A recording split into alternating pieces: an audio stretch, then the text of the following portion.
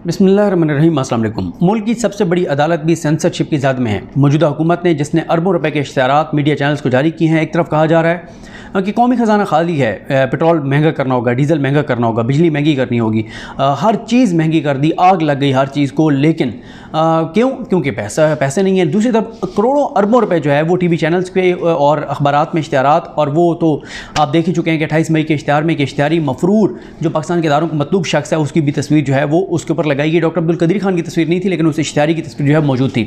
दूसरी तरफ जो है वो मीडिया के ज़रिए सुप्रीम कोर्ट के खिलाफ प्रोपेगेंडा जारी है, सुप्रीम कोर्ट पर दबाव बढ़ाया जा रहा है। और वो उसका मकसद क्या है? कुछ केसेस और ऐसी चीज़ें हैं जो सुप्रीम कोर्ट में, जिसकी वजह से सुप्रीम कोर्ट पर दबाव बढ़ाया जा रहा है ताकि सुप्रीम कोर्ट उन चीज़ों से रुक जाए। जिनमें से एक समात, ये समात तो जुमे की है, मैं आपके साथ शेयर नहीं कर सका था, मैं 2-3 दिन की ताख़ीर से शेयर कर रहा हूँ।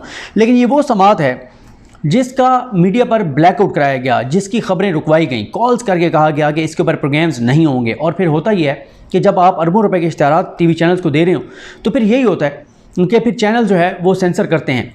हुआ ये कि जुमे को ये समात थी, ये दूसरी समात थी उस सो मोटो की जो सुप्रीम कोर्ट ने लिया था, जिसमें सुप्रीम कोर्ट के सामने ये आया था कि जो इस वक्त हुकूमती शख्सियात हैं वो जो तफ्तीशी इदारे हैं, जो तहकीकात जहाँ जहाँ और ये केसेस चल रहे हैं उसमें मुदाखलत कर रहे हैं, ट्रांसफ़र पोस्टिंग हो रही है, रिकॉर्ड में रद्दोबदल के इम्कानात हैं, रिकॉर्ड की चोरी के इम्कानात हैं, लोगों को खौफ व हिरास का शिकार करने का है, और ये सारी चीज़ें। इसकी जो समात थी दूसरी वो 27 मई को थी, जुमे के दिन।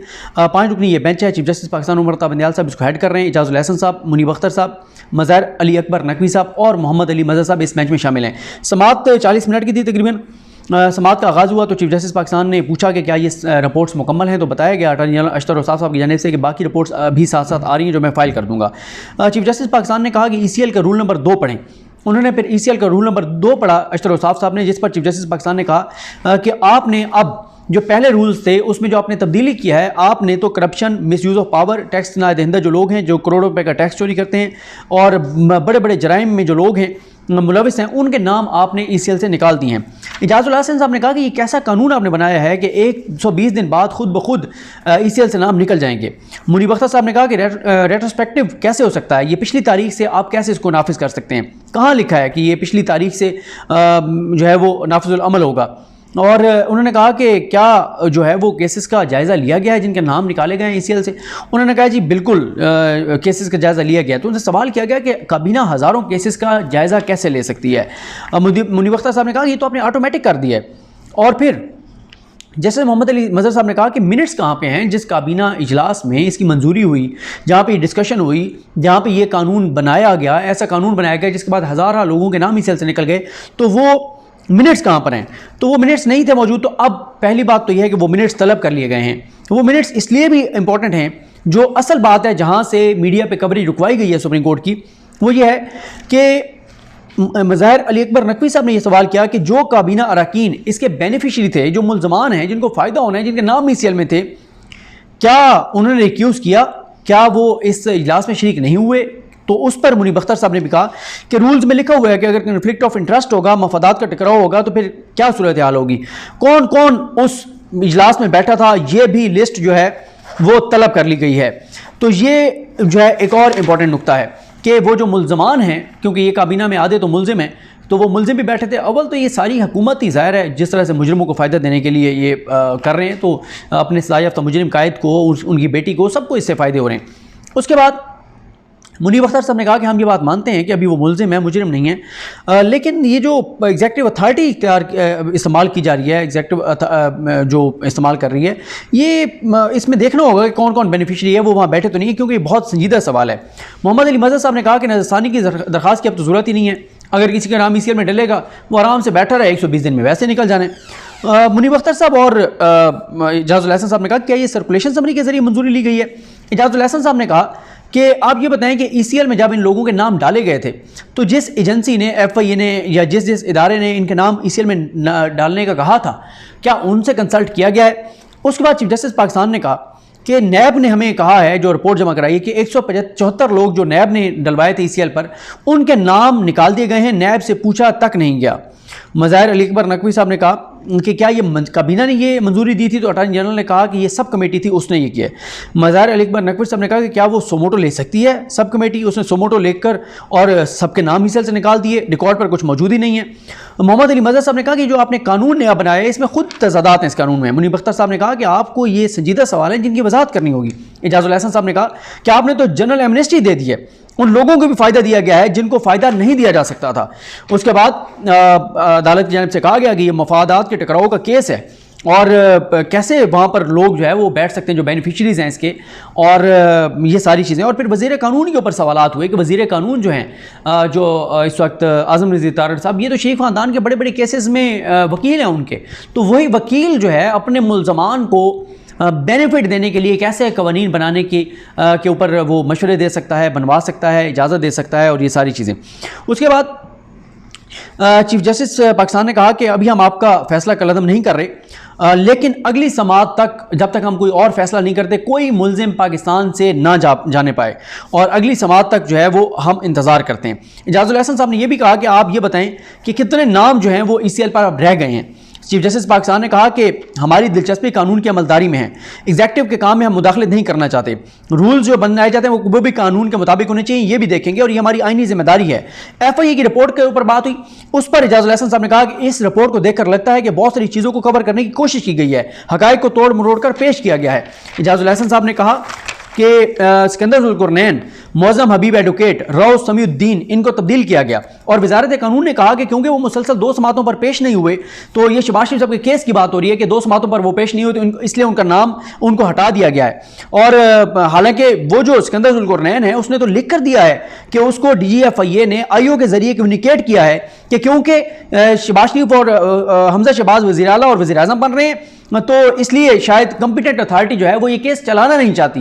तो इस पे अदालत ने बहुत ज़्यादा सवालात किए, और उन्होंने इजाज़ अवान साहब की अदालत में, जो स्पेशल जज हैं उनकी अदालत में जो जवाब, जो एक रिटर्न जो एप्लीकेशन आई उसका हवाला दिया। एजाजुल हसन साहब ने कहा कि लिखा हुआ है कि FIA की जानिब से, उसके प्रोसिक्यूटर की जानिब से, कि पता नहीं वो अब ये केस, हाँ नहीं, एजाजुल हसन साहब ने कहा कि इसमें तो ये लगता है कि उसको कहा गया सिकंदर ज़ुल्कुरनैन को कि हम ये केस चलाएं या ना चलाएं, बहरहाल तुम फारिग हो। IO का कहा कि बीमार है, उसकी तारीखों के ऊपर भी सवाल उठाया गया, प्रोसिक्यूटर की तब्दीली के ऊपर भी सवाल उठाया गया। फिर लॉ डिपार्टमेंट के लोग पेश हुए उस दिन, मुनज़्ज़ा शाहीन साहबा और अकील रहमान, तो उस पर एजाजुल हसन साहब ने कहा कि IO कहाँ था, और IO जो है जिस दिन फर्द जुर्म आयद होनी थी, ये कैसे हो सकता है कि IO उस दिन ना जाए, और फिर आपने उन प्रोसिक्यूटर्स के खिलाफ तो ये कहकर कार्रवाई कर दी, उनको हटा दिया, उनसे कोई वजाहत तलब नहीं की, मौज़म हबीब एडवोकेट हो, उसके अंदर ज़ुल्कुरनैन और समी हो, लेकिन आपने IO के खिलाफ क्या कार्रवाई की, जो कि IO भी उस दिन नहीं मौजूद था। फिर उसके बाद यह भी अदालत की जानिब से पूछा गया कि ये तो लगता ही है कि ट्रांसफर जो इनको किया गया है प्रोसिक्यूटर्स को, इनको सजा दी गई है, सजा के तौर पे इनको, अच्छा IO को ट्रांसफर किया गया है सजा के तौर पर, प्रोसिक्यूटर्स को सजा के तौर पर हटाया गया है। एजाजुल हसन साहब ने कहा कि रिपोर्ट में देखकर लगता है कि इल्जाम शिफ्ट करने की कोशिश की गई और बहुत सारी चीजों पर पर्दा डालने की कोशिश की गई है। मज़ाहिर अली अकबर नकवी साहब ने कहा कि अली मर्दान शाह का ट्रांसफर कराची कर दिया गया। अटॉर्नी जनरल ने कहा कि मैं एक चीज उन्होंने बताया कि मैं स्पेकुलेट कर सकता हूं, तो एजाजुल हसन साहब ने कहा कि आप अटॉर्नी जनरल पाकिस्तान है, आप कैसे स्पेकुलेट कर सकते हैं। उसके बाद डायरेक्टर जो है FIA के उस्मान गोंदल, उनको तलब कर लिया गया है। शहबाज शरीफ के केस के प्रोसिक्यूटर्स की तब्दीली के हवाले से, ट्रांसफर के, जो IO के ट्रांसफर के हवाले से मुकम्मल रिकॉर्ड के साथ उनको तलब कर लिया गया है। चीफ जस्टिस पाकिस्तान ने कहा कि तासुर तो यह मिल रहा है कि FIA की टीम को FIA ने जो है वो जो किसी को फायदा पहुंचाने के लिए जो है वो ये तब्दीलियां की हैं, और काबीना और वज़रा को इस्तिस्ना हासिल नहीं है, लिहाजा ये केसेस उनके चलेंगे, और हम चाहते हैं कि ये केसेस जो है वो मौसर अंदाज में चलने चाहिए। किसी को, अदालत ने वाज़ेह किया कि किसी को कोई खेल खेलने की इजाज़त नहीं दी जाएगी। ये बेसिकली पैगाम है FIA के लिए कि आप राना सनौला के कहने पर, शहबाज शरीफ के कहने पर अगर आपने कोई 2 नंबरी की तो आपको अकाउंटेबल किया जाएगा, आपको जिम्मेदार ठहराया जाएगा। मज़ाहिर अली अकबर नकवी साहब ने पूछा कि उस केस का फिर क्या बना है, फर्द जुर्म आयद हुई है, तो बताया गया कि फर्द जुर्म पैदा कहा गया कि आयद हो गई है, लेकिन अटॉर्नी जनरल ने कहा कि हो गई है। आमिर रहमान साहब ने फौरन कहा कि नहीं हुई, तो फिर कहा गया कि नहीं हुई। चीफ जस्टिस साहब ने कहा कि हम ये नहीं चाहते कि हम किसी चीज़ को पुश करें, हम ये चाहते हैं कि चीज़ें चलती रहें जैसे चल रही हैं, केसेस आगे बढ़ें, जानिबदारी का बहरहाल तासुर ना मिले। इरफान कादिर साहब खड़े हुए, उन्होंने कहा आप नैब को सुन लें, उसके बाद मैं प्राइम मिनिस्टर की तरफ से बात करना चाहता हूँ। उन्होंने कहा जी बिल्कुल हम आपको सुन लेंगे। और उसके बाद उन्होंने हसन अकबर साहब जो नैब की जानिब से पेश हुए, चेयरमैन नैब की जानिब से, उन्होंने कहा कि इन्होंने जो नाम निकाले 174 उनमें हमसे कंसल्ट नहीं किया गया, हमसे नहीं पूछा गया। मुनीब अख्तर साहब ने कहा कि सीरियल नंबर 2 से उन्होंने कोई सीरियल बताई कि जहां तक आप पढ़े, अटॉर्नी जनरल को कहा कि हम नाम नहीं दोहरा रहे, लेकिन कन्फ्लिक्ट ऑफ इंटरेस्ट है, डेफिनेटली ये इशारा ज़ाहिर है शरीफ खानदान के बड़ों के नाम जीसीएल से निकाले हैं उनकी तरफ शायद हो। उसके बाद चीफ जस्टिस ने कहा कि क्या रिकॉर्ड महफूज है, नैब से पूछा गया तो उन्होंने कहा जी बिल्कुल रिकॉर्ड महफूज है। फिर एफआईए से पूछा गया कि आपके पास क्या रिकॉर्ड महफूज है, आपने चेक किया, उन्होंने कहा जी रिकॉर्ड महफूज है, सिर्फ एक हमारे पास हाई प्रोफाइल केस है। तो अदालत की जानिब से कहा गया कि चीफ जस्टिस की जानिब से कि नहीं, एक नहीं आपके पास कई हैं। लगता ही है कि चीफ जस्टिस साहब का इशारा जो है वो आसिफ अली जरदारी के फेक अकाउंट्स केस की तरफ था।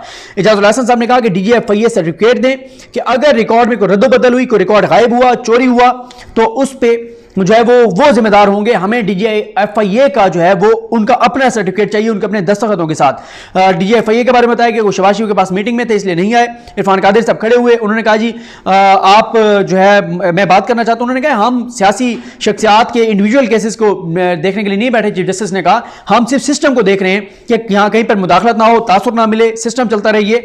और उसके बाद अगर आपने कुछ कहना है तो आप लिख के दे दें, अगर आपको सुनना जरूरी होगा तो हम आपको सुन लेंगे। इस पर फिर इरफान कादिर साहब ने कहा कि दो सियासी जमातों के दरमियान लड़ाई चल रही है, अदालत को उसमें जो है वो बीच में अदालत है। तो फिर इस दौरान जजेस उठकर चले गए। तो ये समाअत में आपने देख लिया अदालत ईसीएल से जो इन्होंने नाम निकाले, किस तरह निकाले, उसके ऊपर सवाल आते हैं। हजारों लोगों को फायदा पहुंचाया गया, कन्फ्लिक्ट ऑफ इंटरेस्ट, खुद बैठकर अपने लिए कानून बना रहे हैं, एफआईए में रद्द-बदल कर रहे हैं, लोगों को थ्रेट कर रहे हैं, रिकॉर्ड चोरी होने का खतरा है, रिकॉर्ड में तब्दीली का खतरा है। इन तमाम चीज़ों को सुप्रीम कोर्ट देख रही है। और इस समाअत में जो चीज़ें सामने आई कि रद्द-बदल की कोशिश की गई, हक़ाइक़ को तोड़ मरोड़ कर पेश किया गया, कुछ लोगों को हटाया गया, कैसे हटाया गया, इसके ऊपर सवाल हुए। तो इस खबर को इन्होंने टीवी चैनल्स पर ना चलने दिया उस तरह से, और ना इसके ऊपर प्रोग्राम होने दिए। यह सूरत हाल है कि मुल्क की सबसे बड़ी अदालत भी सेंसरशिप की ज़द में है। ये हालात आने थे, जाहिर है मीडिया को पैसा खिलाया जा रहा है और मीडिया को कहा जा रहा है कि ये चीज़ें आपने रिपोर्ट नहीं करनी, तो मीडिया वो रिपोर्ट नहीं कर रहा। जो मीडिया को कहा जाता है कि रिपोर्ट करो वो किया जाती है। अगली वीडियो में मैं आपको बताऊंगा कि मरियम नवाज साहिबा की ऑडियो पर कौन कौन से 19 वो एंकर्स और सहाफ़ी खामोश हैं जो मलिक रियाज की मुबैना ऑडियो के ऊपर उछल कर ट्वीट्स कर रहे थे। मुझे अपनी दुआ में याद रखें। हम सबका हामी नासरू। अल्लाह हाफिज़।